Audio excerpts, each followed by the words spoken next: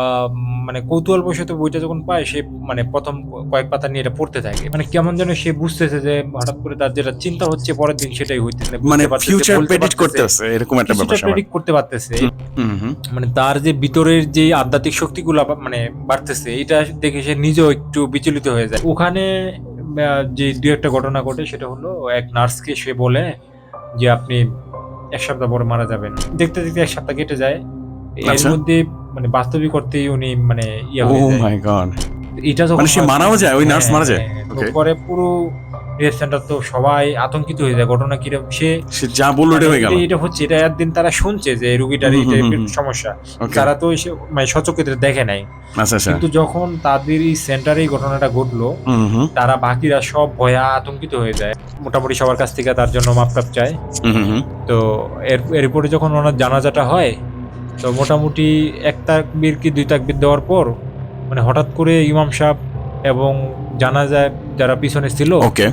আহ, অনেক মুসল্লি জিনিসটা খেয়াল করে, মানে যাদের মানে মোটামুটি লাশটা সামনে দেখা যায় হুম এরকম হুম ফ্রন্টে যারা ছিল, তারা হঠাৎ করে বেশ কিছু মানে কয়েক সেকেন্ডের জন্য দেখলো যে মানে লাশটার সামনে ওই ব্যক্তি দাঁড়ায় আছে। দেখতেছে হুম যে ওই লোকটাই দাঁড়ায় আছে, মানে যার লাশ সামনে হুম। উনি লাশের সামনে দাঁড়ানো এবং ও মাই হাউমাউ গড, মানে করে যে মানে মারা কান্না গেছে করতে, সে হ্যাঁ সে হ্যাঁ দাঁড়ায় আছে? দাঁড়ায় ওকে। আছে এবং কান্না করতেছে। তার কথা হলো আমি পড়বো দেখবো আমার কি হয়, কি হয়েছে, একটা বই পড়লে আবার মানুষের ক্ষতি হয়। হুম হুম হুম। তার হলো এই জিদ, মানে আমি বই পড়বো দেখবো আমার কি হয়, যা কিচ্ছু হবার হবে না। হবে। তো যখন সে এটা পুরোটা কভার করে, এরপর দিন থেকেই তার সাথে বিভিন্ন আচরণ করতে থাকে। হঠাৎ করে দেখতেছি কি একটা ছায়া কালো কি আসতেছে কি যাচ্ছে। তো হঠাৎ করে মাদ্রাসায় আসার পর মানে হঠাৎ তার মানে কি বললা মানে বন্ধুর সাথে কি একটা কি মানে কথা বলতে গিয়ে যখন বন্ধুর দিকে তাকাইছে, হুম। হঠাৎ করে বিবস্ত্র একটা চেহারা তার বন্ধু, মানে মানে ভয়ানক। বন্ধুর চেহারায় হ্যাঁ, বিবর্ষ হয়ে গেছে। বিবস্ত্র কেমন যেন ভয়ানক এটা। ওটা হঠাৎ করে যখন এটা দেখলো সে আতঙ্কিত হয়ে তার বন্ধুকে সে রিক্সা থেকে ধাক্কা দিয়ে ফালাই দিয়েছে, মানে সে ও মাই গড। সে ওকে। ওই মুহূর্তে সে ফিল করে না এটা তার বন্ধু, মানে হঠাৎ করে মানে কি দেখলো মানে তার হৃদয়ের কোনো জ্ঞান ছিল না। মানে নয়ন বলতেছে তোমার তো বিশ্বাস হচ্ছে না, আমি এই মুহূর্তে দেখতেছি তোমার তোমার পিছনে মানে তোমরা। ইব্রাহিম খানে বলতেছে? হ্যাঁ, ইব্রাহিম খান বলতেছে আমি তোমার পিছনে দেখতেছি ওই ছায়াটা এখন দাঁড়ায় আছে। ও মাই তো ইব্রাহিম গড। কয় এটা মজা করো, সে আমার আমার পিছে থাকবে কেন। কিন্তু সে কি মনে করে সে গাড় ফিরাইলো, হঠাৎ করে দেখতেছি ইয়া বড় আকৃতি ভয়াবহ বিভৎস চেহারা, হুম মানে ওই কালো একটা দানব দৈত্য আকারে। হুম। এটা দেখে সে মানে ভীষণ রকম ভয় পায়।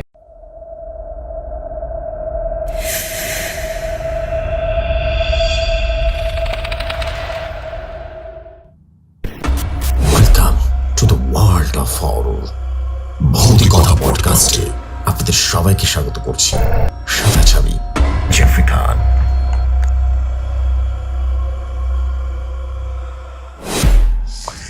সুপ্রিয় দর্শক, আসসালামু আলাইকুম। আশা করছি আপনারা সকলেই অনেক বেশি ভালো আছেন, সুস্থ আছেন এবং রাইট নাও দেখছেন ভৌতিক কথা এক্সক্লুসিভ পডকাস্ট। সাথে আছে আমি বরাবরের মতোই জেফরি খান, এবং আজকে কিন্তু ভৌতিক কথা পডকাস্টের নতুন আর একটি এপিসোড নিয়ে আপনাদের সামনে হাজির হয়েছি এবং আপনাদের সবাইকে আমন্ত্রণ জানাচ্ছি পুরো এপিসোডটা আজকে দেখার জন্য, কারণ আজকে কিন্তু অনেক অনেক ভৌতিক আড্ডা হবে আপনাদের সাথে এবং একই সাথে অনেক বেশি ইন্টারেস্টিং সব হরর গল্প আমরা আজকে শেয়ার করবো। আজকে খুবই গুজবাম ধরে যাওয়ার মতো কিছু ইন্টারেস্টিং স্টোরি আছে যা আপনাদের হৃদয় এক প্রকার ভয় ধরিয়ে দিবেন ইনশাল্লাহ। সো আমি দেরি করবো না, আমরা একই সাথে বলতে চাই এখানে যত রকম স্টোরি শেয়ার করা হয় সবকিছু কালেক্টেড স্টোরি, সেটার সত্যতা নাও থাকতে পারে আবার সত্যতা থাকতেও পারে, সেটা কিন্তু আমাদের গবেষণার মূল কেন্দ্রবিন্দু নয়। আমরা শুধুমাত্র ঘটনা আপনাদের সাথে শেয়ার করি এবং সেটা আপনাদেরকে বিনোদন দেওয়ার জন্যই শেয়ার করি।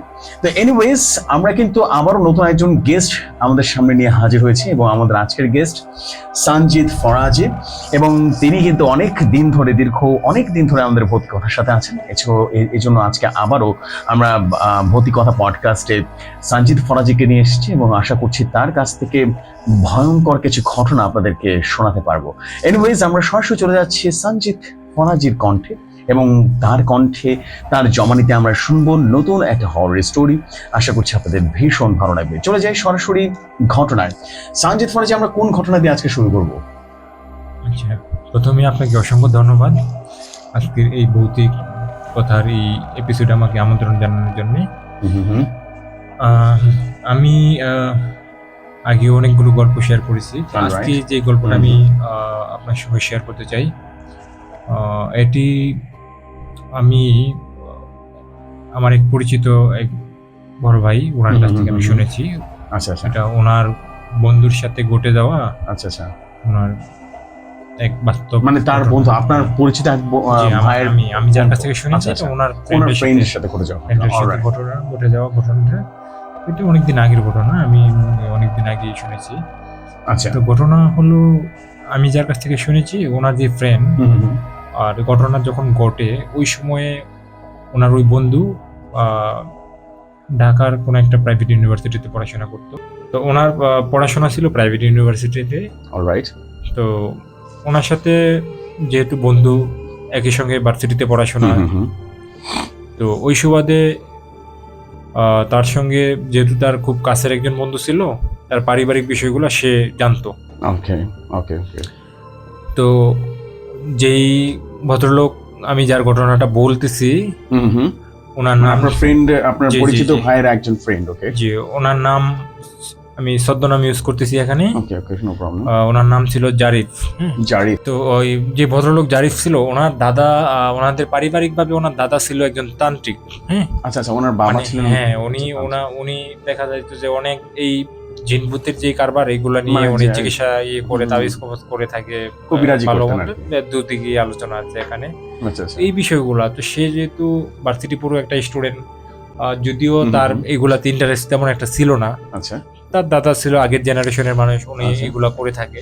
হুম, তার হুম। দাদা ছিল গ্রামের বাড়িতে, আচ্ছা আচ্ছা তো সে থাকতো ঢাকাতে। তারপর এখানে পড়াশোনার সুবাদে সে ঢাকায় থেকে পড়াশোনা করতেছিল। আচ্ছা তো সে একবার ভার্সিটি থেকে ছুটিতে যখন গ্রামের বাড়িতে যায়, তখন আম, তার দাদার রুম থেকে সে একটা বই পায়। ওকে বইটা ছিল তার দাদার যে তান্ত্রিক যে বিষয়গুলো ছিল এই বিষয়ের উপরে, কবিরাজি বিদ্যার উপরে, বিদ্যার আর মানে কি, আচ্ছা। বিভিন্ন কিভাবে মানুষকে বশ করে, বা- কিভাবে হ্যাঁ। ইয়ে করে, এই টাইপের অনেক বা জিনের নিয়ম-কানুন, আছর কিভাবে, বা জিনের রুকিয়া কিভাবে করে, এটার চিকিৎসা কিভাবে করে, জিনের কিভাবে জিনকে ধরা। বশ করে, ওকে এই টাইপের লেখা টেখা, এই টাইপের। তো সে মানে কৌতূহলবশত বইটা যখন পায়, সে মানে প্রথম কয়েক পাতা নিয়ে এটা পড়তে থাকে। পরে আচ্ছা। যখন তার কয়েকটা বিষয় পড়ার পর তার ভিতরে একটা ইন্টারেস্ট জাগতে থাকে, মানে সেও খুব কৌতূহল প্রবণ হয়ে যায় যে জিনিসটা কি, এগুলো আমি একটু দেখি। তো তো Okay. এটা যখন সে পড়তে থাকে, তো সে যখন গ্রামের বাড়িতে যে কদিন ছুটিতে ছিল, সে মানে এই কদিন সেই বইটা পুরোটা মনোযোগ দিয়ে পড়ে। আচ্ছা এটা পড়তে গিয়া হঠাৎ তার মানে এই কয়েকদিনের মধ্যেই তার একটা ফিল হইতে থাকে যে মানে তার ভিতরে কেমন যেন একটা পরিবর্তন হচ্ছে আর কি। আচ্ছা আচ্ছা মানে কেমন যেন সে বুঝতেছে যে হঠাৎ করে তার যেটা চিন্তা হচ্ছে পরের দিন সেটাই হইতেছে। আবার তার মনে হইতেছে যে দু একদিন পর কি হবে, এটা মনে হয় সে কিছুটা মানে মানে বুঝতে পারতেছে, ফিউচার বলতে প্রেডিক্ট পারতেছে, করতেছে এরকম একটা কিছুটা ব্যাপার স্যাপার। প্রেডিক্ট করতে পারতেছে। হুম, এটা একটা হুম। কাকতালীয় হচ্ছে কিনা সে এটা বুঝার জন্য সে তার পরিচিত কয়েকজনকে সে প্রেডিকশন দিতে লাগলো আচ্ছা আচ্ছা যে বা তোমার হয়তো বা এটা হবে। আগামী তখন কয়েকদিনের ওই ভিতরে এটা হতে পারে। মানুষগুলো দেখতো দু একদিন পরে যখন এটা হইতো, তখন তো সে নিজেও এটা মানে একটু কেমন যেন ঘাবড়ায় যায়, কারণ সে তো এটা নতুন নতুন ফেস হুম, হুম, করতেছে। এই জিনিসটা সে পূর্বেও ছিল না, হঠাৎ করে আচ্ছা। তার কি একটা বিষয় মানে মানে ইয়া হয়ে গেল, হঠাৎ করে মানে এই বইটা পড়লো, কি Okay. হলো। তো এটা যখন সে মানে দিন যত যাচ্ছে, হুম হুম মানে তার যে ভিতরের যে আধ্যাত্মিক শক্তিগুলো মানে বাড়তেছে, এটা দেখে সে নিজেও একটু বিচলিত হয়ে যায়। মানে ওই বইটা পড়ার পর থেকে পরবর্তীতে অটোমেটিক্যালি মানে তার ভিতরে কয়েকদিনের কিছু মধ্যে না তার কিছু মধ্যে হতে। একটা কি পরিবর্তন Okay. মানে আসলো, মানে সে আস্তে আস্তে এই জিনিসটা ঘুরতে থাকে। আর এটা যখন মানুষ মুখে মানে ছড়াছড়ি হয়ে যাচ্ছে আচ্ছা। যে ও যা বলে তাই হচ্ছে, সেও পরীক্ষামূলকভাবে যাকে পাচ্ছে তাকে এটা বলতেছে, দেখতেছে, হচ্ছে, মিলতেছে। মাই গড ওকে এটা হওয়ার পর থেকে তার আস্তে আস্তে কেমন তার মানে বিহেভিয়ার বলেন, তার সবকিছুই আস্তে আস্তে পরিবর্তন হয়ে যাচ্ছে। সে কিন্তু ছিল অন্যমনস্ক, বর্তমান ইয়ং জেনারেশন মানে এগুলো Smart একটা বিশ্বাসই ছেলে করতে ছিল। চায় না। ওই জায়গা থেকে সে আস্তে আস্তে আস্তে আস্তে তার যে দাদার যে চিন্তাধারা, ওই কালচারে সে আস্তে আস্তে অনেকটা কনভার্ট হয়ে গেল। ওকে সে এই টাইপের জিনিসগুলাই নিয়ে একটু গবেষণা করতে লাগলো, চিন্তা করতে লাগলো, সারাদিন এগুলা নিয়ে পড়ে থাকতেছে। আচ্ছা মানে তার একটা জীবনটা মানে অন্যদিকে একটা মন নিয়ে নিল, বোঝা যাচ্ছে। ওকে তো এরপরে সে যখন ঢাকায় আসে, তখন তার বন্ধুরা যখন এই বিষয়গুলো জানতে পারে, তখন তারাও প্রথম বিশ্বাস করতে চায়নি। তো পরে যখন তাদেরকেও প্রেডিক্ট করলো, দেখতেছে যে বিষয়গুলো তাদের সাথেও ঘটতেছে। আচ্ছা তো এইভাবে চলতেছে বেশ কিছুদিন। তো এরই মধ্যে ওর পরিবার লক্ষ্য করতেছে যে ওর দিন দিন ও কেমন যেন অসুস্থ হয়ে যাচ্ছে, আচ্ছা ওর মানে স্বাস্থ্য নষ্ট হয়ে যাচ্ছে, ও কেমন যেন চুল কাটতে চাচ্ছে না, মানে হুম, কেমন যেন একটু মানে অস্বাভাবিক হয়ে যাচ্ছে, ও আচ্ছা, আচ্ছা। মানে অসুস্থ থাকতেছে, দুর্বল থাকতেছে, খাবার দাবারের প্রতি খুব অনীহা চলে আসতেছে। আচ্ছা আচ্ছা, মানে একই সাথে তার মানে- পাওয়ারও আসতেছে, আবার একটু শারীরিক ভাবে একটু অসুস্থ হয়ে সে যাচ্ছে। ভিতর থেকে সে ওই Okay. শক্তিগুলা পাচ্ছে, হুম, হুম। হ্যাঁ, সে আধ্যাত্মিক ইয়েগুলা পাচ্ছে, প্রেডিকশন করতে পারতেছে, হুম, এই হুম। টাইপের ইয়েগুলো বলতে পারতেছে, আচ্ছা আচ্ছা। মানে এইগুলা নিয়ে সে পড়ে থাকতেছে। তার যে একাডেমিক পড়াশোনা, হুম, এটার হুম। প্রতি তার আস্তে আস্তে অনেকটা সে মানে পিছিয়ে যাচ্ছে পড়াশোনা থেকে, সে ভার্সিটিতে নিয়মিত যাচ্ছে না। আচ্ছা। তো এরই মধ্যে বন্ধু বান্ধব মাঝে মধ্যে যাচ্ছে ওর বাসায় খোঁজ নিতে, দেখতেছে যে তাদের সাথেও কেমন একটা সময় দিচ্ছে না। আচ্ছা আচ্ছা। তো তারাও পরিবারের কাছ থেকে খোঁজ খবর নিত, মানে এরকম কেন। তার পরিবারও খুব টেনশনে ছিল যে হঠাৎ করে ছেলেটা এরকম বাড়িতে গেল, ছুটিতে ছিল, হঠাৎ করে কি এমন হইলো। তো পরিবার প্রথমে মানে বিভিন্ন চিকিৎসাই করায়, তো কাজ হয় নাই। তো এক ওই সাইকোলজিস্ট দেখায়। সাইকিয়াট্রিস্ট দেখায় যে হ্যাঁ, তার কোনো তো মানসিক সমস্যা হয়ে গেছে মানসিক কেন। সমস্যা যেখানে Okay. হয়, তো ডাক্তার তার সাথে যখন ফ্রিলি আলোচনা করতেছে যে মানে সে কি মানে মানে তার সাথে যখন মানে কি খাইতে পছন্দ করে, কি করতে পছন্দ করে, হুম, কি ইয়া করবে, মানে তার কোত্থেকে হইলো না হইলো সবকিছু, কিন্তু ডাক্তার ফলো করতেছে যে সে তার ওইসব বিষয়ের চাইতে হুম, হুম, সে হুম। উল্টা ডাক্তারকে বলতেছে যে যে আপনি কালকে এটা বলবেন, আমাকে এই মেডিসিনটা খাইতে বলবেন, ও আমাকে মাই এই করতে গড। বলবেন। ওকে ওকে। ডাক্তার তো ঘাবড়ায় যায় হঠাৎ মানে সেও কিন্তু ঠিকই এটাই বলতে চাচ্ছিল হুম। যে আপনি এই করবেন, আপনি Okay, ওই okay. মেডিসিনটা খাবেন।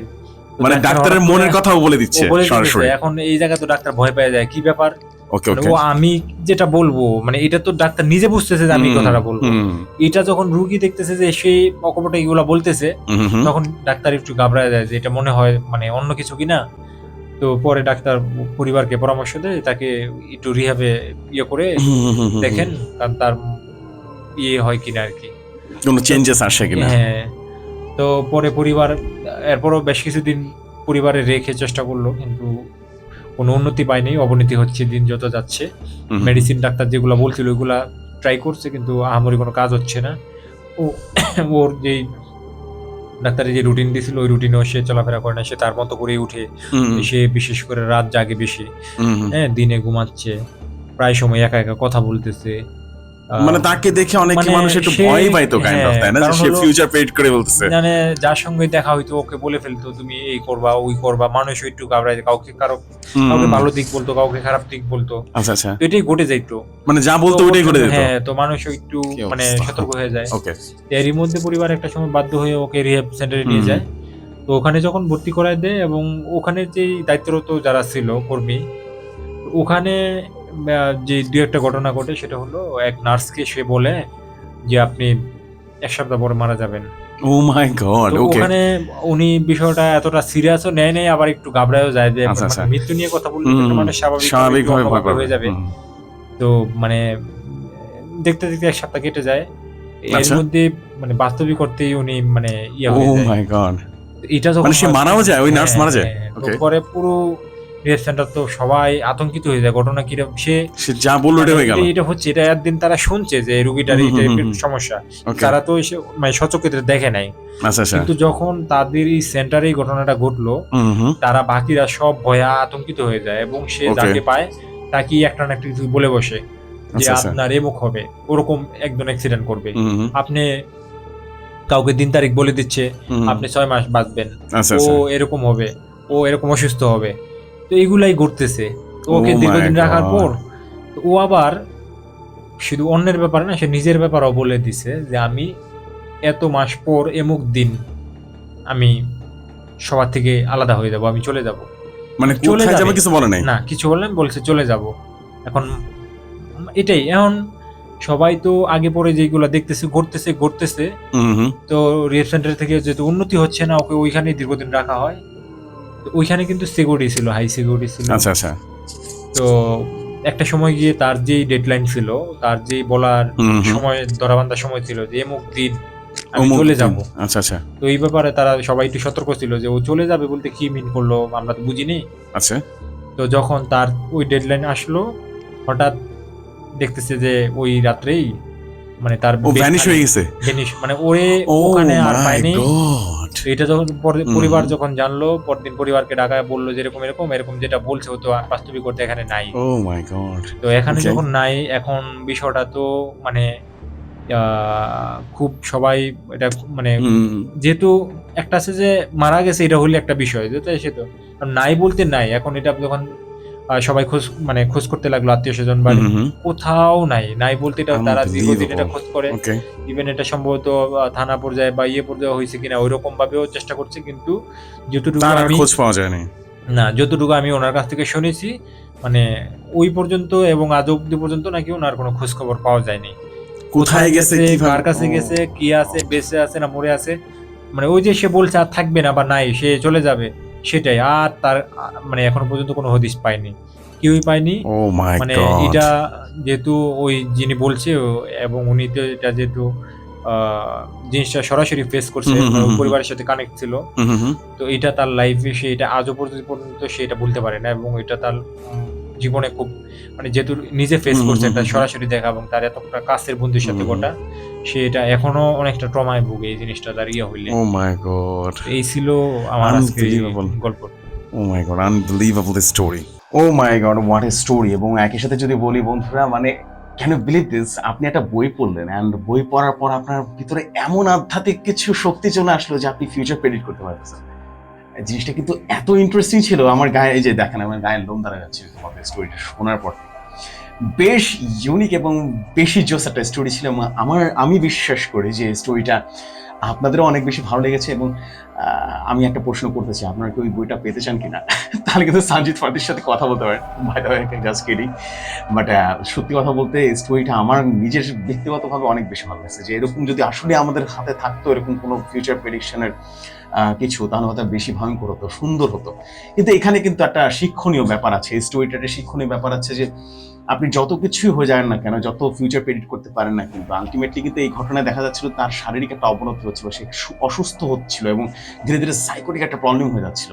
যতদিন যাচ্ছে তার পাওয়ার বাড়ছে এবং একই সাথে কিন্তু তার নিজেরও একটা ক্ষতি হচ্ছিল। মানে এই ঘটনায় একই সাথে যেমন একটা ভয় আছে, একটা ইন্টারেস্টিং ব্যাপার আছে, সাসপেন্স আছে, থ্রিল আছে, তেমন একটা শিক্ষা আছে। সবকিছুরই একটা নেগেটিভ ব্যাপার থাকে, যেটা আপনি বেশি ভালো পাবেন সেটারও কিন্তু একটা নেগেটিভ ব্যাপার স্যাপার থাকবেই। মানে every action has its opposite reaction kind of, এরকম একটা ব্যাপার স্যাপার ছিল এই স্টোরিতে। আমার কাছে দারুণ সুন্দর লেগেছে এবং আই হোপ আপনাদের কাছেও ভালো লেগেছে। এনিওয়েজ, আমাদের হাতে আরো 2-3টা স্টোরি আছে, আমরা 2-3টা স্টোরি শুনবো আমাদের সঞ্জিত ফারাদের কাছে। বাট তার আগে আমি একটা জিনিস বলতে চাই, সেটা হচ্ছে আপনারা যদি চান আমাদের ভৌতিকতা পডকাস্টে এসে সরাসরি আমাদেরকে ঘটনা শোনাতে, তাহলে অবশ্যই পারবেন। এবং ঘটনা শোনানোর জন্য যেটা করতে হবে সেটা হচ্ছে অবশ্যই আমাদের নিচে দেওয়া আছে আমাদের ইমেল আইডিটা, সেই ইমেল আইডিতে আপনারা অবশ্যই আপনাদের স্টোরি আমাকে লিখে পাঠাবেন এবং অবশ্যই নিচে জানাতে হবে যে আপনারা স্টুডিওতে এসে সরাসরি ভিডিওতে আপনারা স্টোরিটা শেয়ার করতে চান কিনা, এবং অবশ্যই জানাতে হবে যে আপনারা কোথায় থাকেন, কিভাবে আসতে চান। আমরা সমস্ত কিছু, আপনাদের স্টোরি যদি ভালো লাগে দেন আমরা আপনাকে কল করবো এবং আপনাকে আমাদের স্টুডিওর ঠিকানা দেবো, আপনারা চলে আসবেন। এছাড়া আমাদের হোয়াটসঅ্যাপ নাম্বার দেওয়া আছে 01400930111, এবং আমাদের ইমেল আইডিটা নিশ্চয়ই নিচেই দেওয়া আছে, bhautikstories@gmail.com। ঠিক এবারে ঘটনা সেন্ড করে দেবেন। এনিওয়েজ, আমরা চলে যাচ্ছি পরবর্তী স্টোরিতে। সঞ্জিত ফরাজি, আমরা নেক্সট কোন স্টোরি শুনবো? আচ্ছা, আমি এখন যে গল্পটি বলবো এটি আমার এক পরিচিত বড় ভাই, ওনার বাসা ঢাকা মোহাম্মদপুর। আচ্ছা, তো ওনার কাছ থেকে আমি অনেকদিন আগে শুনেছি, এবং উনি যখন আমাকে এই ঘটনাটা শেয়ার করে, এর থেকে আরো 25 বছর আগের ঘটনা এটা। উনি ছোটবেলা উনি যখন উনি গ্রামে ছিল তখন এই ঘটনাটা উনি ফেস করে। ওকে। ওনার এলাকাতে এক বিত্তবান ব্যক্তি ছিল যার যথেষ্ট ওই এলাকাতে প্রভাব ছিল, খুবই সম্পদশালী ছিল, তার ব্যাপক মানে যশ খ্যাতি। ইভেন উনি ঢাকাতেও তার বেশ কিছু ব্যবসা বাণিজ্য ছিল। তো ওই ব্যক্তি মানে যেহেতু স্থানীয়ভাবে খুবই প্রভাবশালী, তো তার যেমন সুনাম ছিল তেমন তার কিছু ব্যাটিয়ে ছিল, তার কিছু অহংকার ছিল প্রচুর। তো ব্যক্তি একটা সময় গিয়ে সে হার্ট অ্যাটাক করে মারা যায়। ওকে। তো মারা যাওয়ার পর যেহেতু তার ব্যাপক পরিচিত ছিল এলাকাতে, পুরো চারপাশের এলাকা থেকে অনেক লোকের তার জানা যায়, যেহেতু বিত্তবান মানুষ সবাই চলে আসবে, সবাই আসে, বিশাল জানাজার আয়োজন হয়, অনেক মানুষের সমাগম ঘটে। মোটামুটি এলাকার বিভিন্ন শ্রেণী পেশার মানুষ এখানে আসে। তো ইমাম সাহেব তার লাশ মৃতদেহ সামনে রেখে মোটামুটি সবার কাছ থেকে তার জন্য মাপটাপ চায়। তো এরপরে যখন ওনার জানাজাটা হয়, তো মোটামুটি 1 তাকবীর কি 2 তাকবীর দেওয়ার পর মানে হঠাৎ করে ইমাম সাহেব এবং জানাজায় যারা পিছনে ছিল অনেক মুসল্লি জিনিসটা খেয়াল করে। মানে যাদের মানে মোটামুটি লাশটা সামনে দেখা যায় এরকম হুম। ফ্রন্টে যারা ছিল, তারা হঠাৎ করে বেশ কিছু মানে কয়েক সেকেন্ডের জন্য দেখলো যে মানে লাশটার সামনে ওই ব্যক্তি দাঁড়ায় আছে। ও মাই মানে গড, এটা দেখে হঠাৎ করে তারা চিৎকার দিয়ে ওঠে, মানে তো খুব পিছন থেকে স্বাভাবিক, okay. ইয়ে হয়ে যায়। তো এর মধ্যে জানা যায় ইমাম সাহেব, মানে জিনিসটা ইমাম সাহেব তো যেহেতু আলেম মানুষ, উনি জিনিসটা দেখার পরও নিজেকে কন্ট্রোল করে এবং করে জানাজাটা ইয়া করে শেষ করে, কিন্তু পিছনের অনেকে এটা ভয়ভীতি পেয়ে যায়। তো উনি আবার মানে যারাই দেখছে এটা কয়েক সেকেন্ডের জন্যই দেখছে, মানে ওকে, দেখতেছে যে ওই লোকটাই দাঁড়ায় আছে, মানে যার লাশ সামনে উনি লাশের সামনে দাঁড়ানো এবং ও মাই গড, মানে যে মারা কান্না গেছে সে হ্যাঁ, দাঁড়ায় আছে, দাঁড়ায় আছে এবং কান্না করতেছে। ওকে। তো এটা মুহূর্তের মধ্যে আবার ভ্যানিশ হয়ে গেল। তো জানাজা শেষ হলো এবং ওনাকে কবরস্থ করা হলো। ওনাকে যখন কবরস্থ করা হয় তো মোটামুটি মানুষের মধ্যে এই বিষয়টা নিয়ে ব্যাপক আলোচনা চলে। তো যারা স্বাভাবিক, যেহেতু একটা মানুষ মৃত্যুর পর ফিরে আসছে, এটা তো অস্বাভাবিক একটা বিষয়, মানে এটা তো কারো কল্পনাই ছিল না এইরকম বিষয়। যারা দেখে নাই তারা স্বাভাবিকভাবে হয়তো এতটা বিশ্বাস করতে জানে, কিন্তু আবার এতগুলা মানুষ যেহেতু বলতেছে দেখছে, ইভেন যে নামাজটা পড়াইছে উনি যেহেতু দেখছে এবং এটা নিয়ে ব্যাপক শোরগোল হয়, পুরো এলাকা বিষয়টা নিয়ে জানাজানি হয়। আচ্ছা, তো যাই হোক, কোনো এই আলোচনার মধ্যেই ওই দিনটা পার হয়। তো ঘটনাটা দেখেন, রাত যখন হয় তখন ওই যে যারা যারা এই জিনিসটা দেখছে এদের মধ্যে অনেকেই দেখতেছে যে হঠাৎ করে রাত্রেবেলা জানালার পাশে উনি হাজির। আচ্ছা, এটা দেখে তো ওরা মানে ব্যাপক ভয় পায়, কারণ হলো একটা মানুষ মারা গেছে আজকে, উনি আবার কিভাবে আসে? স্বাভাবিক। আয়শা মানে দেখতেছে যে কান্নাকাটি করতেছে, বলতেছে মাফ করে দিতে, ওই মাফ করে বিত্তশালী দিতে। ব্যক্তির হ্যাঁ। আত্মা, ওকে। তো ওনাকে দেখতেছে যে মাফ চাচ্ছে এরকম। অনেকে এটা দেখতেছে জানালা দিয়ে, অনেকে ওই দিন রাতে ঘুমের মধ্যে দেখতেছে যে ওর কাছে মাপ চাচ্ছে। ইভেন পরদিন সন্ধ্যায় মানে ওই এলাকারই একজন ব্যক্তি মানে মাছ নিয়ে, নদী থেকে মাছ নিয়ে বাড়িতে আসতেছে। উনি হঠাৎ করে দেখতেছে যে মানে ওই একটা জঙ্গল পার হয়ে আসতে হয়, মানে গাছের নিচে ওনার হঠাৎ করে মানে ওই ব্যক্তি দেখতেছে যে গাছের নিচে বসে কান্না করতেছে এবং ওনাকে মানে ও খেয়াল করে নাই, সন্ধ্যা তাড়াহুড়া এক মানুষ তো যাচ্ছে, হঠাৎ করে পা ধরে মাপ চাইতেছে, বলতে আমার মাফ করো। ও তো এটা যখন দেখলো মানে উনি এটা মাত্র কালকে মারা গেছে, এটা আজকে যখন মানে দেখতেছে যে উনি মানে মাপ চাচ্ছে, তো এটা স্বাভাবিকভাবে উনি মানে দৌড়ে পালায় আসে, মানে উনি ভয়ে খুব মানে হাঁপায় যায়। এলাকাতে এসে এটা নিয়ে সবাইকে জানায় যে এরকম এরকম। তো অনেকেই আবার পরে ওইখানে গিয়ে দেয় যার কেউ নাই। তো ওই রাত্রেও আরো অনেকেই দেখতেছে যে এরকম হচ্ছে, মানে ওনাকে প্রায় সময় অনেকেই দেখতেছে। তো এটা যখন ঘটতেছে এরকম 2-4-5 দিন পুরো এলাকা নিয়ে এটা ব্যাপক আতঙ্ক হচ্ছে, কে কখন দেখে কার কাছে কি। বাচ্চারা বের হচ্ছে না, মোটামুটি বিকেলের পর থেকেই বাচ্চারা মানে মা বাবারাও বের হতে দিচ্ছে না।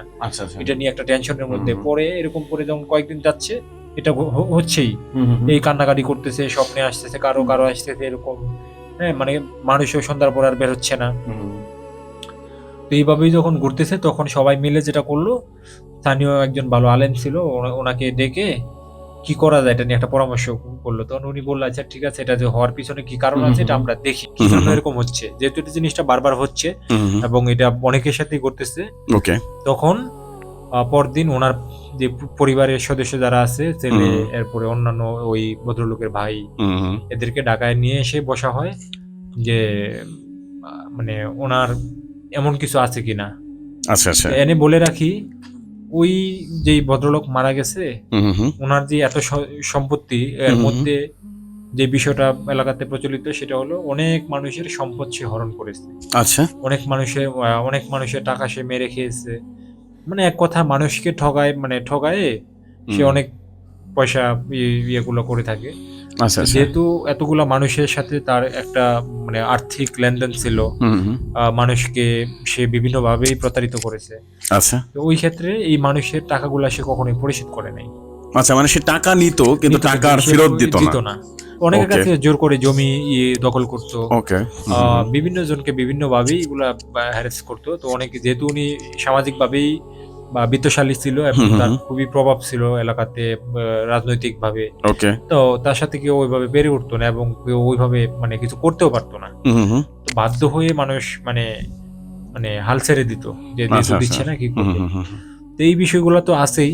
তো এগুলো নিয়ে যখন বসলো ওনাদের পরিবারের সদস্যদের সঙ্গে, তখন ওনারা বললো যে হ্যাঁ, ওনার যেহেতু এই বিষয়টা আছে, তো এখন আলেম বসে, এলাকা বসে তো ওনারা সিদ্ধান্ত নিল যে তাহলে একটা কাজ করেন, ওই মানে ওনার এই লেনদেনগুলা পরিশোধ করে দেন এবং যার থেকে যতটুকু ক্ষতি করেছে তার চেয়ে একটু বাড়ায় হলো এগুলা দিয়ে মানে ঋণ পরিশোধ করে ঋণ দিতে পরিশোধ হবে। করেন এবং যে মানে যাকে যেভাবে ইয়ে করছে, অনেকের হয়তো বা টাকা নিছে না কিন্তু অন্যভাবে ক্ষতি করছে, সবার কাছ থেকে আপনারা পারিবারিকভাবে মাপ চান এবং প্রতিটা যার যার সঙ্গে যা ঘটছে সবার সাথে ইয়ে করেন। বিশেষ করে কারা এগুলা ফেস করছে তাদের সঙ্গে কথা বলেন। তখন ওই আলেমের পরামর্শে মোটামুটি ওনার পারিবারিক যারা ছিল, ওনার ছেলে, ওনার ভাই, এরা সবাই সিদ্ধান্ত নিল যে হ্যাঁ ঠিক আছে আমরা এটা, কারণ ওই ওনার পরিবারের সদস্যরাও এটা ফেস করতেছে, বারবার ওনাদের কাছেও এসে বলতেছে মানে আমাকে উদ্ধার করো, হ্যাঁ মানে এরকম। তো যেহেতু ওনারাও দেখতেছে যে এরকম একটা মানে এটা যেহেতু একটা মানে আলোচিত হচ্ছে এবং এটা ফেস করতেছে এবং এটা যেহেতু দিন যত যাচ্ছে এটা বাড়তেছে, তখন ওনারা পরদিন থেকে যেটা করলো মানে যার সঙ্গে যতটুকু লেনদেন ছিল মোটামুটি প্রয়োজনে আর একটু বাড়িয়ে দিয়ে সব লেনদেনগুলো ক্লিয়ার করে এবং সবার কাছ থেকে মাপ চায়। তো মাপ চাওয়ার পরে ওই যেদিন মোটামুটি সব লেনদেন ক্লিয়ার হয়, এলাকায় সবাই খুশি যে হ্যাঁ আমরা ওনার ব্যাপারে আমরা সাক্ষ্য দিচ্ছি যে আমরা ওনার প্রতি আর আমাদের কোনো অভিযোগ নাই। তখন ওই রাত থেকেই দেখতেছে যে যারা আগে স্বপ্নে দেখছে যে মানে কান্না করতেছে মাপ চাচ্ছে, ওরাই আবার দেখতেছে যে উনি স্বপ্নে বলতেছে যে আমাকে মাফ করার জন্য ধন্যবাদ। এরপরে উনি খুব খুশি ওনাকে দেখতেছে। তো মোটামুটি এলাকাবাসী কষ্ট থেকে শান্তি পাইল, ওনাদেরকে স্বপ্নে ধন্যবাদ দিচ্ছে, কৃতজ্ঞতা প্রকাশ করতেছে। ইভেন এরপর থেকে ওই 2-1 রাতে মানে আর 2-3 দিনের মধ্যেই মোটামুটি সবাই এরকম দেখে যে উনি মানে ধন্যবাদ দিচ্ছে, যাদের কাছে মাপ চাইতে আসছে ওনারা আবার এগুলা ফেস করে। এরই কয়েকদিনের পর থেকে আর কেউ কখনো ওনাকে স্বপ্নে বলেন বা ওই যে যাদের সামনে পড়ে ওনারা আর কখনো এটা নিয়ে ফেস করে নাই। মোটামুটি আর কিছুদিন পরে এগুলা মোটামুটি সব পরিপূর্ণ এটা ক্লোজ হয়ে যায়। এই ছিল আজকের এই ঘটনা। Oh my god, that is a creepy story এবং একই সাথে প্রচন্ড পরিমাণে শিক্ষণীয় একটা বিষয় ছিল। সো আমরা কিন্তু সঞ্জিত ফরাজের কাছ থেকে আরো একটা অসাধারণ ঘটনা শুনলাম এবং আমার বিশ্বাস যে আজকের এই ঘটনা আপনাদের কাছে ভীষণ রকম শিক্ষামূলক একটা ঘটনা হচ্ছে এবং আমি বিশ্বাস করি যে এটা খুবই শিক্ষণীয় একটা ঘটনা। যারা যারা অহংকারী মানুষ আছেন, যারা এই সমাজে মানুষের সাথে প্রতারণা করেন, তাদের মৃত্যুর পর যে কি হতে পারে এটার একটা ভয়ঙ্কর প্রমাণ কিন্তু আজকের এই ঘটনা। এবং এই ঘটনা আমি বিশ্বাস করি যে অনেকের সাথে হয়তো বা সামঞ্জস্যপূর্ণ, বিকজ অনেক ব্যক্তি আছে যে যারা মানুষের অনেকে টাকা মেরে খাচ্ছে এবং এই ব্যাপারে কেউ কিছু করতেও পারছে না।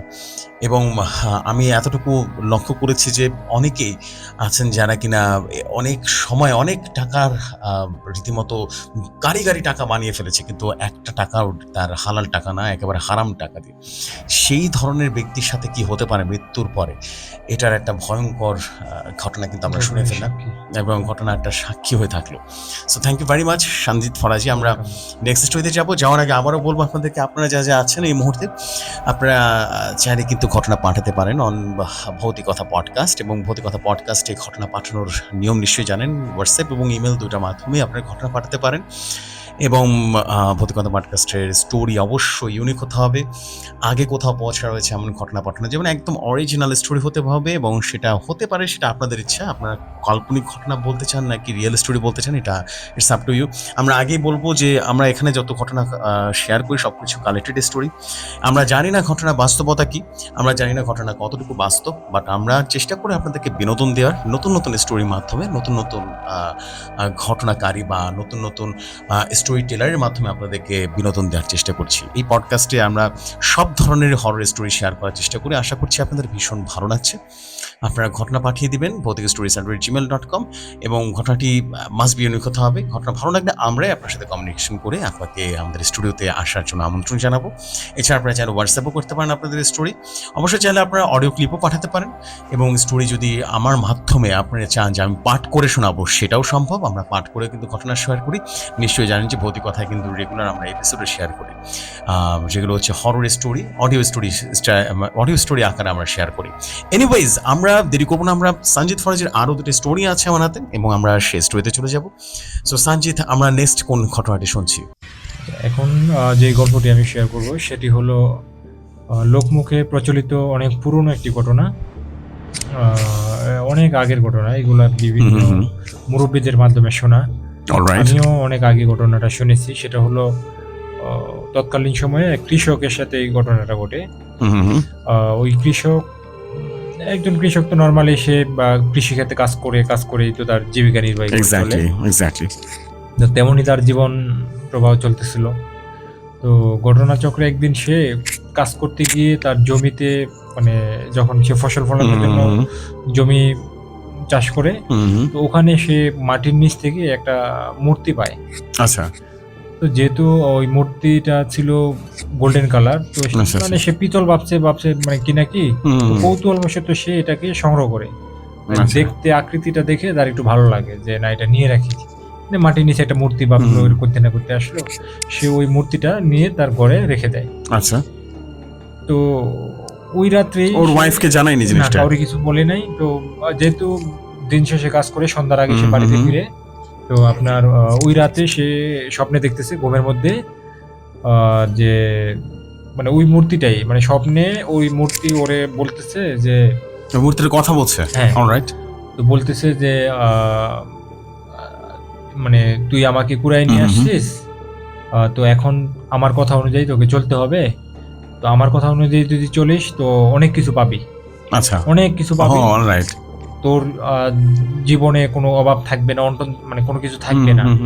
তুই এত কষ্ট করে কাজ করিস, তো তোর ভাগ্য বদলে যাবে। কিন্তু আচ্ছা। আমি যেভাবে যা বলি সেভাবে করতে তোকে হবে। চলতে হবে আমার মতো। তো স্বপ্নের মধ্যে সে আরেকটা নির্দেশনা দিল যে তুই কালকে সন্ধ্যার আগে একটা জায়গার লোকেশন বলে দেয় যে বাড়ির থেকে এতটুকু দূরত্বে গিয়ে এমন একটা জায়গা পাবি, মানে একটা বট গাছের নিচে, ওই জায়গার নিচে মাটি ঘুরে একটা মূর্তি পাবি। আচ্ছা। এটা ওখান থেকে এনে পরে আরেকটা কবরস্থানের অ্যাড্রেস দিয়ে দেয় যে ওই জায়গায় গিয়ে ঠিক এমন একটা জায়গা আছে যেখানে তুই এই মূর্তিটাকে পুঁতে তুই চলে আসবি, কিন্তু যখন মূর্তিটা পুঁতে রেখে আসবি পিছনে তাকাবি না। আচ্ছা আচ্ছা। মানে তুই সোজা চলে আসবি। এটা হলো তোর প্রথম কাজ। তো সে চিন্তা করতেছে, তার কথা শুনলে এর মধ্যে সে তার ঘুম ভেঙে যায়। তো সে চিন্তা করতেছে কি এমন জিনিস এটা আমি আনলাম, স্বপ্নে এই জিনিসটা বললো। আচ্ছা। তো সে একটু চিন্তায় পড়ে যায়, কিন্তু এর মধ্যে আবার ওই যে তার ভিতরে একটু লোভ কাজ করতেছে, যেহেতু আমি হতেও পারে মানে যদি কিছু হয়ে যায়। কিছু পাই তার কথা শুনলে। তো সে পরদিন তার ওই কথা অনুযায়ী সে ওখানে যায়। আচ্ছা। তো ওখানে একটা মূর্তি পায়। ও আচ্ছা, এনে আরেকটু আমি যোগ করি, ওই স্বপ্নের মধ্যে সে আবার ওইটাও বলে দেয় ওখানে একটা মূর্তি পাবে, সাথে একটা মানে কাস্তে পাবে। ওকে। তো কাস্তেও পাবে, এই জিনিসটা বলে দেয়। তো কাস্তেটা বলছে যে তুই তোর কাছে রাখবি এবং সেটা দিয়ে তুই তোর ফসল, যে ধান, সে তো ধান কাটতে হয় বা অন্যান্য ফসলের ক্ষেত্রে তার এই কাস্তের কাজে লাগে। তো বললো যে তুই যখন এটা দিয়ে কাজ করবি ওই ক্ষেত্রে তোর সময় অনেক বেঁচে যাবে। আচ্ছা আর আচ্ছা। তোর ফলনে অনেক বেশি পাবি। তো পরদিন সে কথা অনুযায়ী যখন সে গেল, তখন সে ওইখানে ঠিকই যে জায়গায় কথা বলছে ওই জায়গায় একটা মূর্তি পায় আর একটা মানে কাস্তে পাইলো। তো আসার পথে তার যে লোকেশন দেয় ওই জায়গাতে সে মূর্তিটা পুঁতে দিয়ে যখন সে আসবে, আচ্ছা। যখন সে পিছন থেকে বারবার শুনতেছে একটা গায়েবী আওয়াজ যে তুই অনেক বড় ভুল করছিস, তোর মানে আমাকে এখানে আনা ঠিক হয়নি, তুই অনেক বড় ভুল করছিস। আচ্ছা আচ্ছা। তো যখন সে শুনতেছে সে কোনো কর্ণপাত করে না, ওই যে তার বারবার স্বপ্নে বলছে তোরে আমি যে মানে পিছনে তাকাবি না, আচ্ছা আচ্ছা। ওটা মানে পুঁতে সোজা চলে আসবি। তো সে ওইটা পুঁতে তার কাছিটা নিয়ে চলে আসে। তো পরদিন সকালে সে পরীক্ষা করার জন্য কাস্তেটা নিয়ে যায়, যেটা সে গতকালকে কুড়ায় পায়। তো খুব কাকতালীয় ভাবে জিনিসটা ঘটতেছে যে সে যখন এই কাস্তে দিয়ে কাজ করতেছে তুলনামূলক ভাবে অনেক ফাস্ট হচ্ছে কাজ। আচ্ছা। তো সে হতবাক, সেও খুশি, তার পরিশ্রম অনেক কম লাগতেছে। এরই মধ্যে দেখতেছে যে না, মোটামুটি বেশ কিছু উপকারিতা পাচ্ছে। আচ্ছা। তো সে যখন রাতে বাসায় গেল, তো এরই মধ্যে সে দেখতেছে যে তার স্বপ্নে দেখাচ্ছে যে পরদিন তাকে একটা মানে ওই দিন রাত্রে আবার স্বপ্নে দেখাচ্ছে যে ওর একটা সোনার কলস দিবে। সোনার কলস দেবে? ওকে। যে ওই যে বলছে যে তুই আমার কথা অনুযায়ী কাজ করলে তোকে আমি সোনার কলস দেব, মানে মানে মানে অনেক উন্নতি হবে, ওকে ওকে, তার অভাব অনটন থাকবে না। তো যেহেতু তার প্রথম কথা অনুযায়ী সে মূর্তি পুঁতে দিয়ে আসছে এবং কথা অনুযায়ী কাজটা করছে, তুই রাত্রে বলছে যে তুই যেহেতু আমার কথা অনুযায়ী ইয়ে করছিস, তুই আগামীকাল সকালে উঠে তুই দেখবি তোর খাটের নিচে একটা কলস থাকবে এবং এটাতে কিছু ইয়া থাকবে আর কি, স্বর্ণের মুদ্রা থাকবে। হুম হুম তো পরদিন সকালে সে ঘুম থেকে, এবং তাকে স্বপ্নে এটাও বলে দেয় তোর সাথে যা ঘটবে হুম। কোনো কিছু তুই কাউকে বলা পৃথিবীতে যাবে না। কারোর সাথে শেয়ার করবি না। ওকে। যদি কখনো ভুল করে শেয়ার করিস তোর অনেক ক্ষতি হবে। এটা কিন্তু সে বারবার বলে দেয়। তো পরদিন সকালে উঠে দেখলো যে একটা স্বর্ণের মানে একটা কলস ভর্তি মোহর আছে। আচ্ছা আচ্ছা, মানে এটা মোহর মানে পুরো হ্যাঁ, তো মুদ্রা। মুদ্রাগুলা আচ্ছা, আচ্ছা। মধ্যে মানে সে তো ওকে। সে নিজেও বুঝতেছে না কি হচ্ছে। হুম। মানে স্বপ্নে দেখতেছে আবার এটা বাস্তবে হইতেছে। তো ও মোটামুটি কথা অনুযায়ী চলতেছে, কাউরে কিছু বলতেছে না। হুম তো ওই মুদ্রাগুলো মানে মোহরগুলো সে পরীক্ষামূলকভাবে বাজারে নিয়ে এসে মানে স্থানীয় যে ইয়া ছিল হুম স্বর্ণকারের দোকানে, সেখানে সে বিক্রি করে হুম মোটামুটি বেশ কিছু টাকা তার মানে যখন হইলো, তখন মানে স্বাভাবিকভাবে যখন একজন কৃষকের কাছে কিছু টাকা আসবে, মানে এটা তো অন্তত মানে গড়ে বা ইয়েতে তো এটা একটু বোঝা যাবে। তখন তার বউ অবাক হয়ে যায় যে তোমার কাছে এত টাকা কিভাবে আসলো, তুমি আচ্ছা, তো এমন ওকে। কিছু করো না যে তোমার কাছে টাকা আসবে। তো সে কিছু বলে না। সে ওই ইয়াগুলা মানে মূর্তি ইগনোর করছিল গুলো খুব লুকায় রাখে ঘরের মধ্যে, এমন একটা জায়গায় সে মানে লুকায় যেন ওয়াইফ না দেখে। আচ্ছা। এরই মধ্যে মোটামুটি তার বেশ কিছু টাকা আসতে থাকে। তো এর মধ্যে কয়েকদিনের মধ্যে তার ব্যাপক টাকা হয় তার কাছে। মাই গড, ওকে। তো এখন বউ তার ওয়াইফ যে ছিল সে ব্যাপক জোরাজুরি করে যে তুমি কি এমন করতেছো। মানে তার টেনশন ছিল সে কি আবার কোনো অসৎ পথে গেল কিনা, মানে কোথা থেকে চুরি করলো কিনা, এরকম কিছু একটা। তো বুঝতে ওই পারছি, ভাইবা বুঝতে পারছি। তাকে অনেক প্রেশার ক্রিয়েট করে যে তুমি সত্যি করে বলো যে সত্যি করে কোথায়। বলো তুমি এটা কি কারো কাছ থেকে আনছো কিনা, হুম। তুমি মানে তোমার কাছে তো টাকা আসার কথা না, আসলে তো আমি জানবো যতটুকু আমাদের মানে ফসল থেকে আসে তত তো সামান্য যৎসামান্য আমাদের দিন আসে দিন চলে এরকম।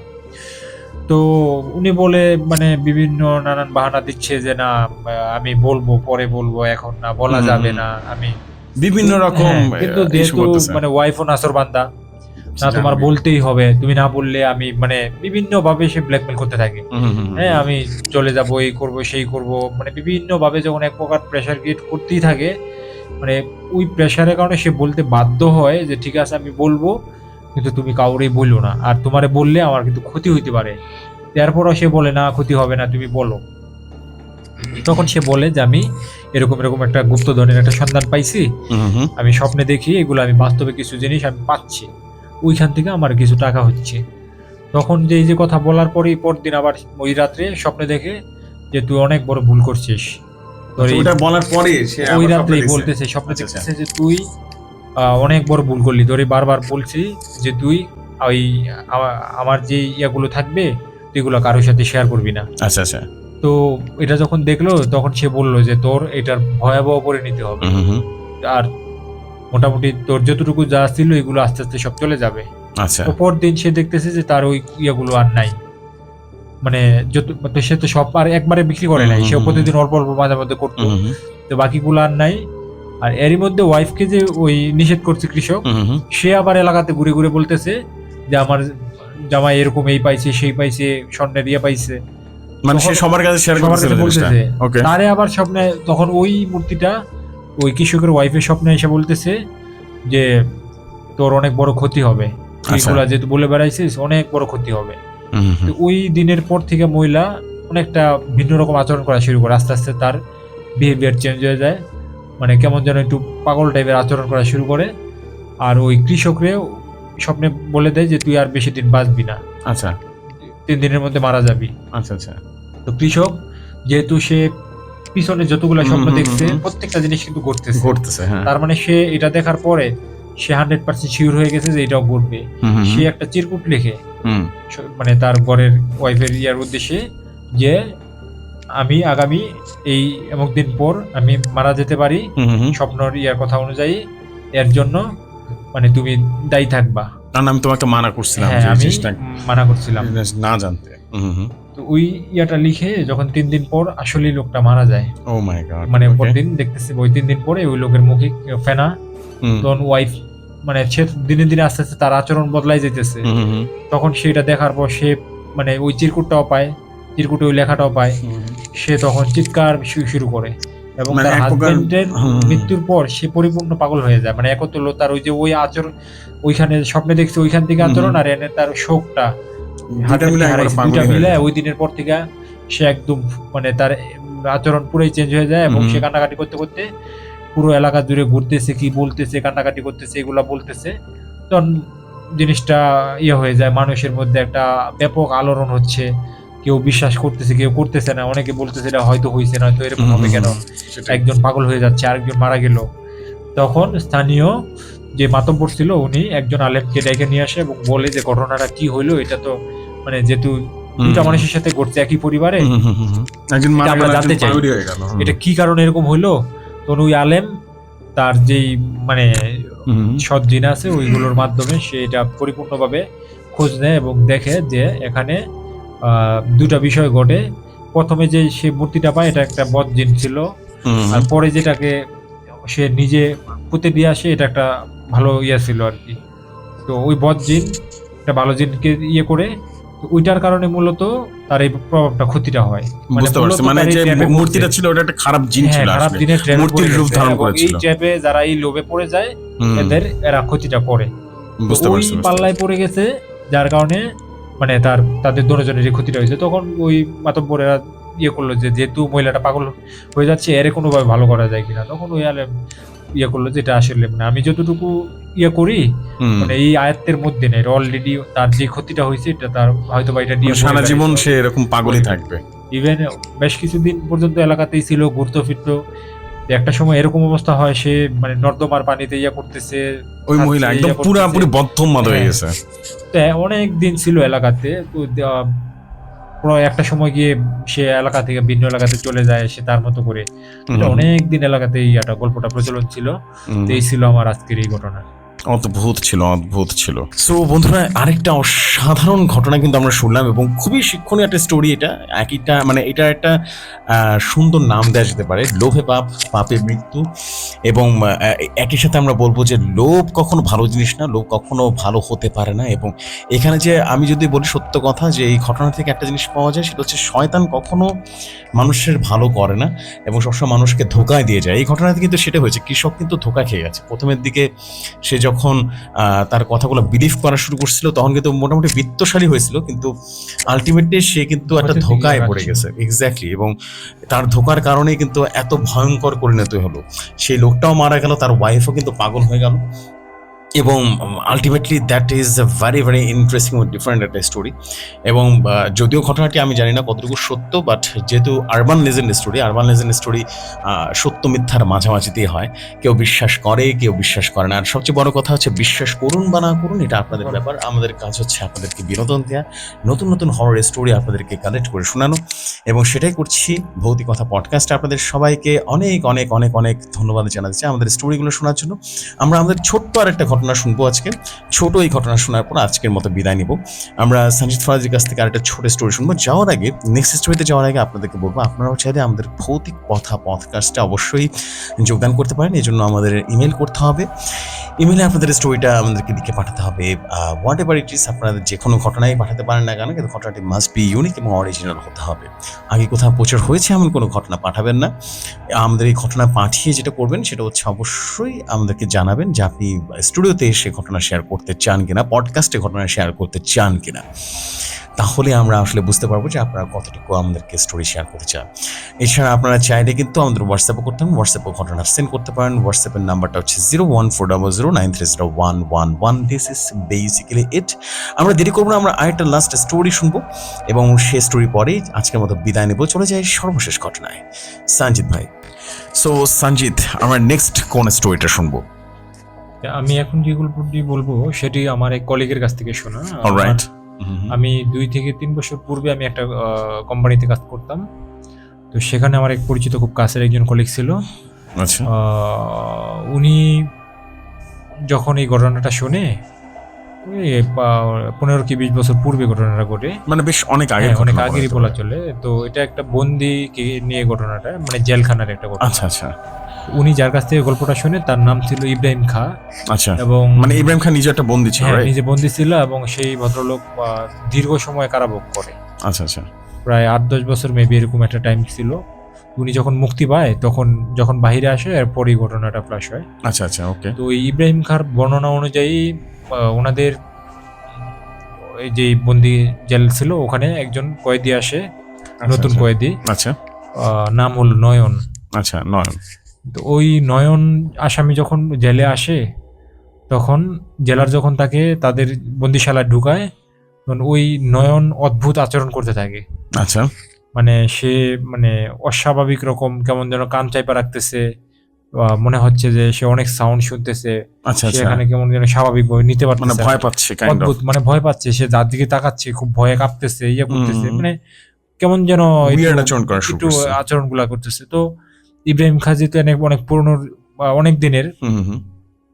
তো সে তার কাঁধে হাত রেখে সাহস দিচ্ছে যে ভাই, তো ভয়ের কি আছে, আমরা তো দীর্ঘদিন ধরে এখানে আছি, কয়েকদিন থাকেন ঠিক হয়ে যাবে, সে সমস্যা নেই। আচ্ছা, আচ্ছা, তো ও কিন্তু ভয় মানে আরো বেশি কাঁপতেছে, সে গা জ্বালা দিচ্ছে, মানে তার কেউ করতে পারতেছে না, সে মানে একটু দূরত্ব বজায় থাকতেছে।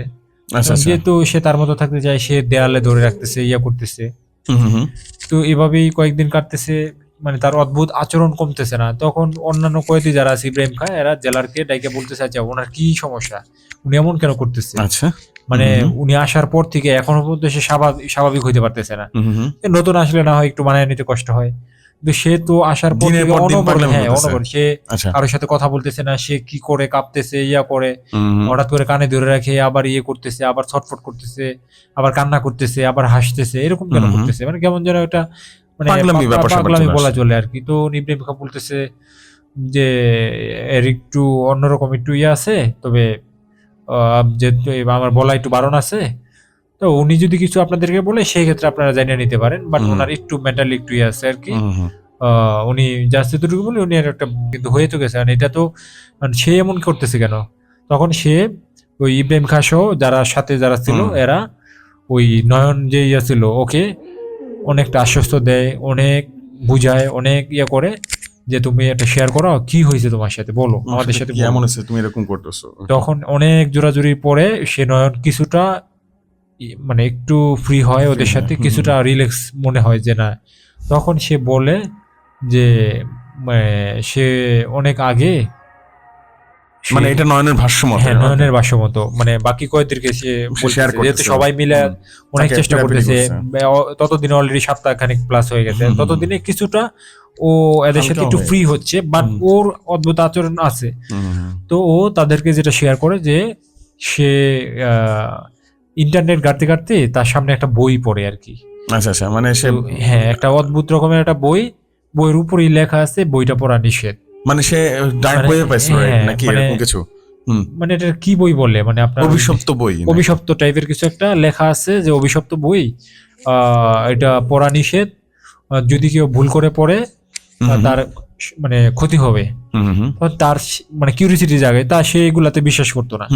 সে ভাবতেছে কিসের ক্ষতি হবে, কি এমন হবে, একটা বই পড়লে কি ক্ষতি হয়, মানে তার এটা মানে মনেই হচ্ছে না যে কোনো কিছু হইতে পারে। সে আরো বেশি সেটা একটা চ্যালেঞ্জ হিসাবে নিল, কি এমন ক্ষতি হবে, আমি দেখি বই পড়বো, আমি নিষেধ করছে কি হয়েছে। আচ্ছা, তখন সে বইটা প্রথম সে এটাকে মানে টপকায়া সে বইটা পড়া শুরু করে। আচ্ছা, মানে অতি কৌতূহলী যাকে বলা হয়। অতি কৌতূহলী, মানে তার কথা হলো আমি পড়বো, দেখবো আমার কি হয়, কি হয়েছে, একটা বই পড়লে আবার মানুষের ক্ষতি হয়, তার হলো এই জিদ, মানে আমি বই পড়বো, দেখবো আমার কি হয়, যা কিছু হওয়ার হবে না, হবে, এত টেনশন নাই। বইয়ে লেখা আছে বইটা পড়লে তার নিজেরও ক্ষতি হবে এবং মানে এই বইটা পড়া নিষেধ, ক্ষতি হবে, বইটা এই জন্য মানে পড়া নিষেধ।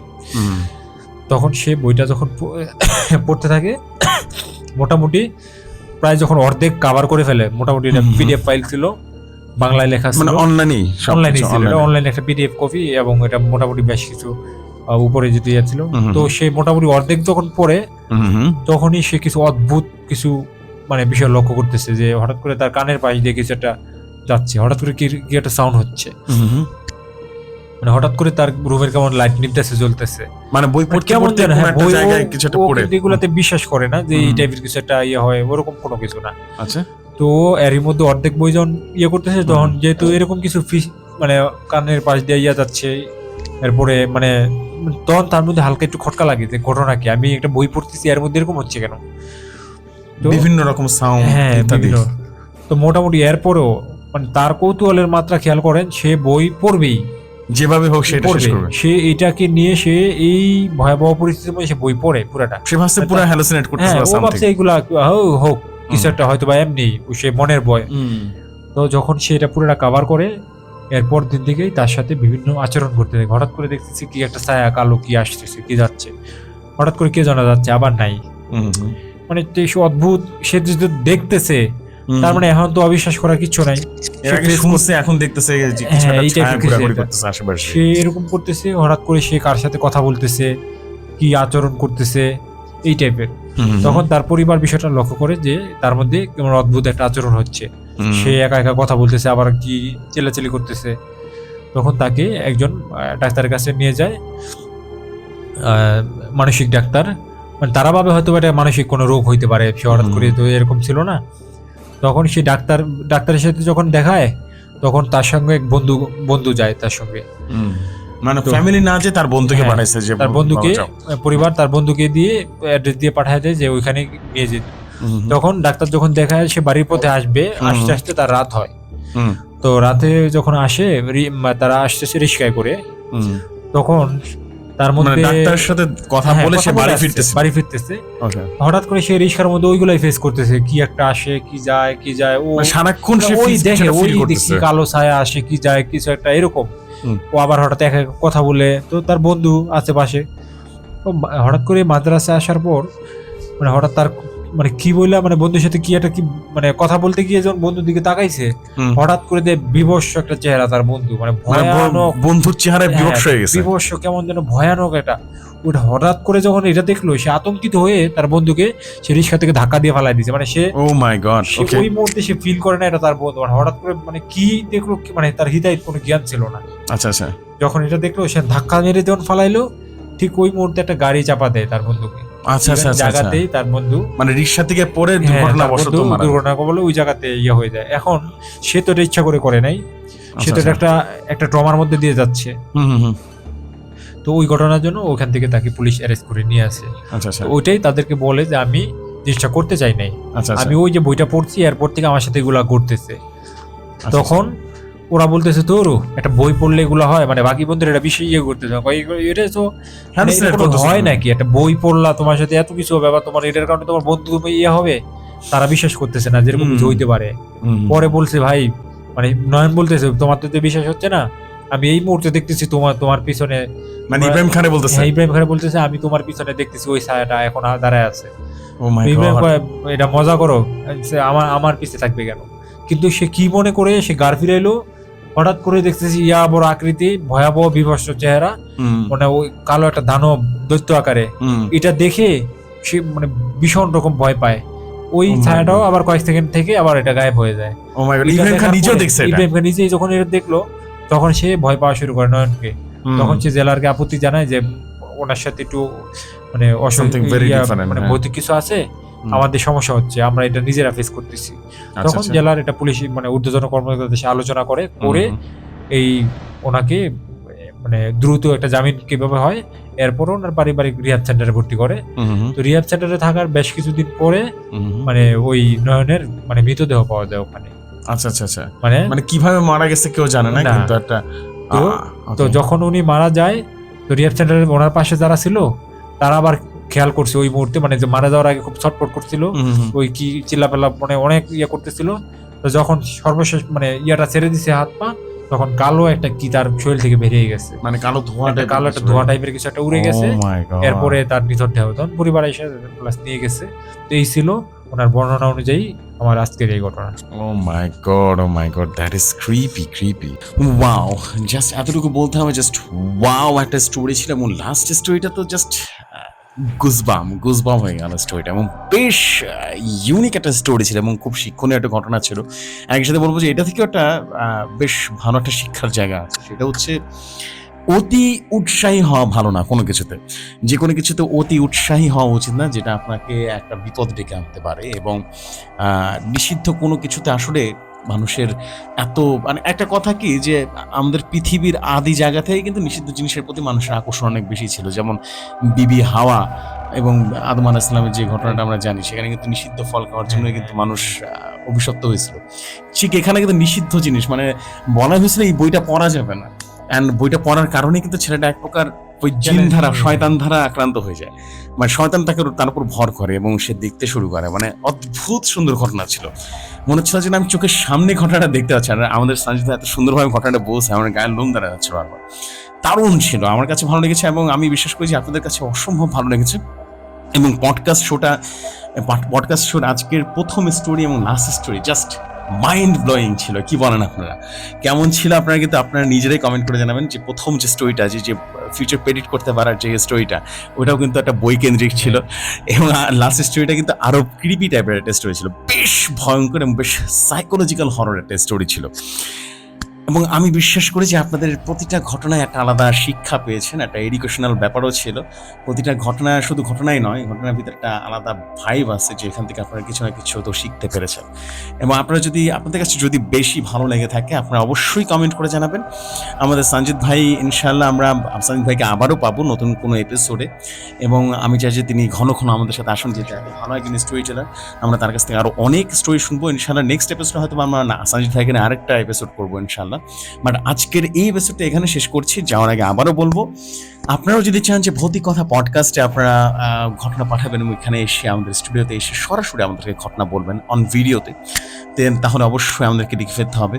এবং আমাদেরকে ঘটনা লিখে পাঠানোর একটা ওয়ে আছে, উইচ ইজ ইমেল এবং হোয়াটসঅ্যাপ নাম্বারটা নিশ্চয়ই জানেন 01400930111। এবং আমাদের ইমেল আইডিটাও নিশ্চয়ই সবাই জানেন। অবশ্যই সাবজেক্টে লিখতে হবে ভৌতিক কথা পডকাস্টে ঘটনা পাঠাচ্ছেন। এবং সেটা হতে পারে আপনারা ভিডিও রেকর্ড করে পাঠাতে পারেন, অডিও ক্লিপ আকারে পাঠাতে পারেন। এবং আপনারা যদি চান নিজে এসে লাইভ আমাকে স্টোরি শোনাবেন তাহলে সেটাও সম্ভব।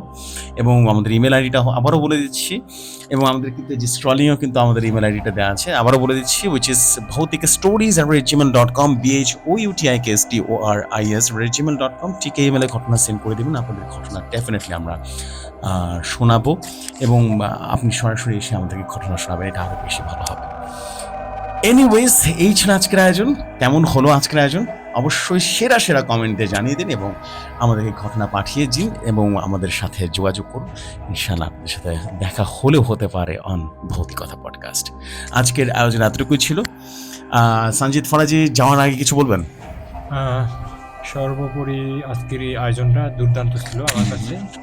আমি আপনাদের আপনাদের যে অনুষ্ঠানগুলো হয় নিয়মিত, আমি প্রত্যেকটা অনুষ্ঠান শোনার চেষ্টা করি। আচ্ছা, খুবই চমৎকার, খুবই সুন্দর, আমার কাছে ভালো লাগে। যেহেতু আজকে আমি সরাসরি নিজেই এখানে গল্প বলার সুযোগ পেয়েছি। আচ্ছা, তো অসংখ্য ধন্যবাদ আপনাদেরকে। ইনশাল্লাহ নেক্সটে কখনো সুযোগ হলে ইনশাল্লাহ আবারও গল্প বলার চেষ্টা করব। Thank you very much. So আজকের মতো বিদায় নিচ্ছি, টাটা।